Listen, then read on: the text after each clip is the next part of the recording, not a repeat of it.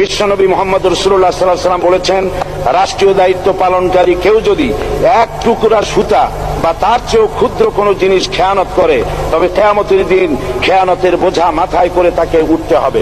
মাননীয় স্পিকার, আল্লাহ রসুল যে সরকার ব্যবস্থা প্রতিষ্ঠা করেছিলেন তা সত্যিকার অর্থে ছিল জনকল্যাণমূলক সরকার।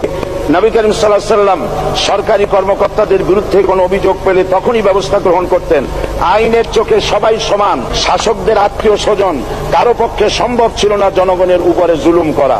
খলিফা ওমর রাদিয়াল্লাহু তাআলা আনহুর এক ছেলে অপরাধী প্রমাণিত হলে সে দণ্ডভোগ থেকে রেহাই পায়নি, এমনকি এতে তার মৃত্যুদণ্ড হয়েছিল। আবার খলিফা নিজেকে আইনের ঊর্ধ্বে মনে করতেন না, তাই বর্ম চুরির ঘটনা আলী রাদিয়াল্লাহু তাআলা আনহু কাজীর দরবারে সাধারণ ফরিয়াদির মতো উপস্থিত হন। নিজের ছেলে ও চাকরের সাক্ষী যথেষ্ট না হয় কাজী খলিফার বিপক্ষে রায় দেন। এখানে বিচার বিভাগ ছিল সম্পূর্ণ স্বাধীন এবং শাসন বিভাগের নিকট তার কোনো দায়বদ্ধতা ছিল না। মাথায় আটার বোঝা বহন করে নিয়ে চললেন আর বলে গেলেন, মানুষ কেন, ফোরাতের কূলে যদি একটি কুকুরও না খেয়ে মারা যায়, তবে এই ওমর রাদিয়াল্লাহু তাআলা আনহুকে কিয়ামতের দিন আল্লাহর দরবারে জবাবদিহি করতে হবে। আর আজ সেই জাতির দায়িত্বশীল যা জনগণকে অভুক্ত রেখে তাদের মুখের গ্রাসে ভাগ বসায়। জনগণ তাদের নিকট উপস্থিত হলে মনে হয় যেন গোলাম প্রভুর দরবারে উপস্থিত।